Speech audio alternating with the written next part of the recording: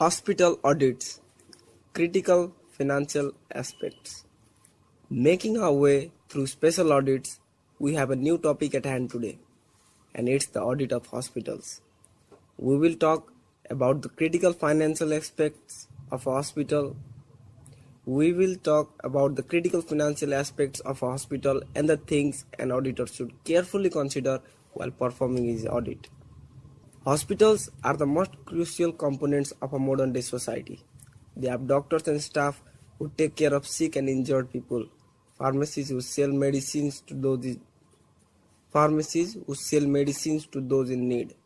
They also do have books of accounts, and these have to be audited.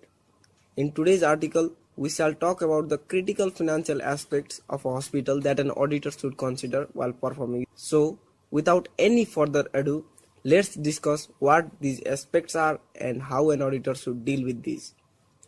Register of patients. Hospitals maintain registers of patients admitted in there. They issue bills to patients for the treatment and maintain this information in the register of patients. So, the auditor needs to vouch the register of patients with copies of bills issued to them.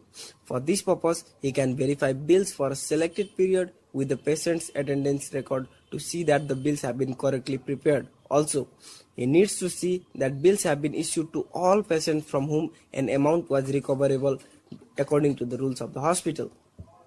Collection of cash. These are the cash collections of hospitals from patients. The auditor should check cash collections as entered in the cash book with the receipts, counterfoils, and other evidences. Examples can be copies of patients' bills, counterfoils of dividend and other interest warrants, copies of rent bills, etc. Income from investments, rents, etc. These pertain to the income of hospitals from letting out their property, investments, royalties, and dividends. The auditor needs to see by reference to the property and investment register that all the income that should have been received by way of rent on properties, dividend, and interest on securities have been collected.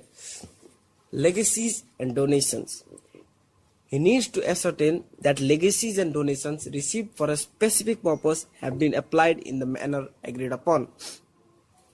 Reconciliation of subscriptions. He needs to trace all collections of subscriptions and donations from the cash book to the respective registers. Also, he needs to reconcile the total subscriptions due as shown by the subscription register and the amount collected and that is still outstanding. Authorization and sanctions. The auditor should vouch all purchases and expenses and verify that the capital expenditure was incurred with only with the prior sanction of the trustees or the managing committee, and that appointments and increments to staff has been duly authorized. Grants and TDS. It is very important to verify that grants, if any, received from the government or local authority has been duly accounted for.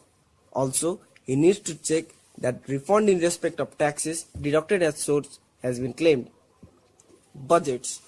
An auditor compares the total of various items of expenditure and income with the amount budgeted for them and report to the trustees or the managing committee significant variations which have taken place. Internal check. The auditor should examine the internal check as regards the receipt and issue of stores, medicines, linen, apparatus, clothing, instruments, etc., so as to ensure that purchases have been properly recorded in the inventory register and that issues have been made only against proper authorization. Depreciation. The auditor should see that depreciation has been written off against all the assets at the appropriate rates. Register.